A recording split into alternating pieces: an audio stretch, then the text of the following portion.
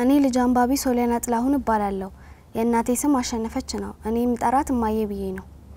ስለ ዶክተር አክሊሉ ለማ ካነበብኩት ላካፍላችሁ። ዶክተር አክሊሉ ለማ በሐረር አውራጃ በጅግጅጋ ከተማ መስከረም 18 ቀን በ1933 ዓ.ም ተወለዱ። የአንደኛ ደረጃ ትምህርታቸውን ያጠናቀቁት በራስ መኮንን ትምህርት ቤት በሐረር ነበር። ከዚያም ሁለተኛ ደረጃ ትምህርታቸውን በአዲስ አበባ የሚገኘው ጄኔራል ዊንጌት ትምህርት ቤት አጠናቀው ዩኒቨርሲቲ የመጀመሪያ ዲግሪያቸውን በ1955 ዓ.ም አገኙ። ከዚያም ወደ አሜሪካ በመሄድ በጆን ሆፕኪንስ ዩኒቨርሲቲ ከፍተኛ ትምህርታቸውን ተከታትለው በ1964 ዓ.ም የዶክትሬት ማዕረጋቸውን አገኙ። በአዲስ አበባ ዩኒቨርሲቲ በዚያን ጊዜ ኃይለ ሥላሴ ዩኒቨርሲቲ ይባል ነበር ተመድበው በመምህርነት ሲያገለግሉ የነበሩ ብሩ ሳይንቲስት ናቸው። ዶክተር አክሊሉ በአድዋ አካባቢ እየተዘዋወሩ ያለ በአንድ አጋጣሚ አንዲት ኩሬ አጠገብ ሰዎች ልብስ እያጠቡ ያጋጥማቸዋል። በዚያም አካባቢ ሳሙና ማግኘት አስቸጋሪ ስለነበር ነዋሪዎቹ ለልብስ ማጠቢያ የሚጠቀሙት እንዶድ ነበር። የእንዶድ ፍሬ ከተክሉ ቅርንጫፍ ላይ ይለቀምና ተጨፍጭፎ በውሃ ሲበጠበጥ እንደ ሳሙና አረፋ ይወጣዋል። እንግዲህ ልብስ በዚያ ውስጥ እየተነከረ ሲታጠብ ውጤቱ በሳሙና እንደማጠብ ይሆናል ማለት ነው። ዶክተር አክሊሉ እዚያው ቆመው ይህን ያስተጣጠብ ሁኔታ ሲመለከቱ እያለ አንድ ኢምንት ነገር አትኩሮታቸውን ይስባቸዋል። የልብስ ጣቢው ወደሚፈስበት ረባዳ ቦታ ላይ ጥቂት ቀንድ አውጣ ትሎች ሞተው ነበር። ይህ እይታ ለብዙዎቻችን ምንም ስሜት አይሰጥም። ልብ ብለን ላናስተውለውም እንችላለን። እሳቸው ግን ገረማቸው።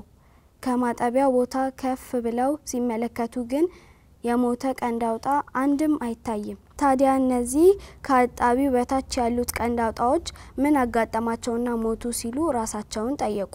ይህ ንቁ እይታ ወይም አትኩሮት ነው ዛሬ ለዶክተር አክሊሉ በዓለም ዘንድ ታዋቂነታቸውን ሊያተርፍላቸው የቻለው። ስላዳመጣችሁኝ አመሰግናለሁ።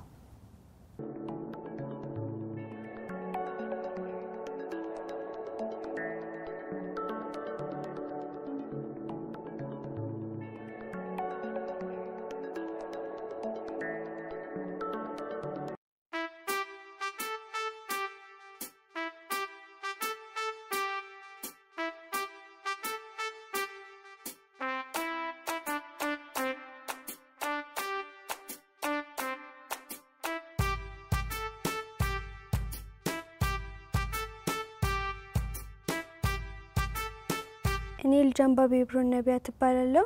የእናቴ ስም ሊያ ሳሙኤል ይባላል። ስለ እንስሳት ካነበብኩት ላካፍላችሁ መጥቻለሁ። ከት ብሎ መሳቅ የሚችልና ሲስቅም የሚያምርበት ብቸኛ እንስሳ ሰው ነው። ስለዚህ ሰው በመሆናችን ከልብ ልንደሰት ይገባል። አንዳንድ የሚስቁ የእንስሳት አይነቶች ሊኖሩ ይችላሉ። ለምሳሌ እንደ ጅብና ዝንጀሮ ይጠቀሳሉ። ግን ሲስቁ የተናደዱ እንጂ የተደሰቱ አይመስሉም። የጎሪላና የሰው ልጅ ዘረመል ወይም ዲኤንኤ በ98 በመቶ ደረጃ ይመሳሰላል። እንዲሁም መሳሪያ በመጠቀም አደን ላይ የሚሰማሩ እንስሳት ሰውና ቺምፓንዚ ብቻ ናቸው። እርስ በእርስ ጸጉር በማበጠር አንዱ ሌላውን በመኳኳል በጋራ የሚዋዋቡ እንስሳት ሰው፣ ዝንጀሮና ቺምፓንዚ ናቸው። በጀርባ መተኛት የሚችለው ብቸኛ እንስሳ ሰው ነው። ሰው በጀርባው ተኝቶ በርካታ ስራዎችን መስራት ይችላል። ራሳቸውን በመስታወት አይተው መልካቸውን መለየት የሚችሉ ፍጥረታት ሰውና ቺምፓንዚ ብቻ ናቸው።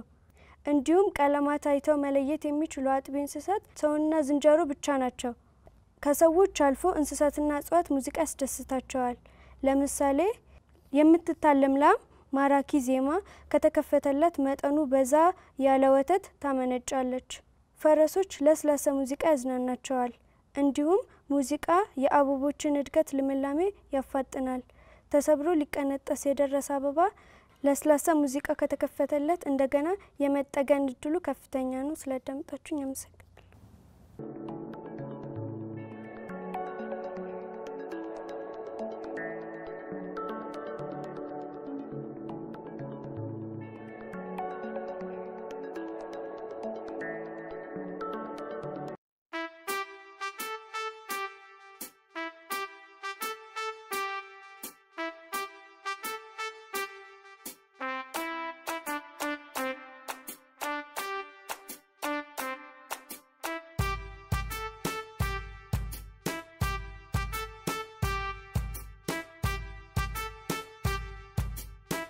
እኔ ልጅ አንባቢው ዮሐንስ በለጠ እባላለሁ።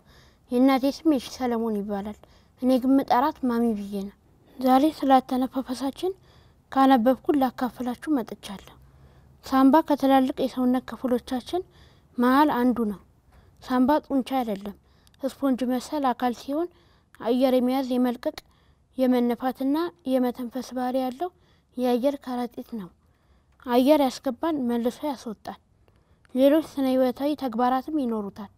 ያም ሆነ ይህ ብዙ ሰዎች አየር ወደ ሳምባ የሚገባውና የሚወጣው በራሱ በሳምባ እንቅስቃሴ ብቻ የሚመስላቸው ብዙ ናቸው። እውነታው ግን ከዚህ ይለያል። ከሳምባ አየር እንዲወጣና እንዲገባ ማለትም እንድንተነፍስ የማድረግ ትልቁን ድርሻ የያዘው ሳምባ ሳይሆን ደላሼ ነው።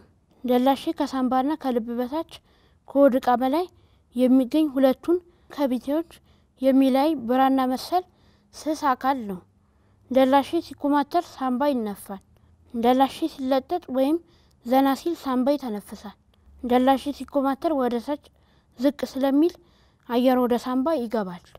በተቃራኒው ዘና ብሎ እንደ መርገብ ሲለጠጥ ደግሞ አየር ከሳምባ ይወጣል። ተፈጥሯዊ ነው።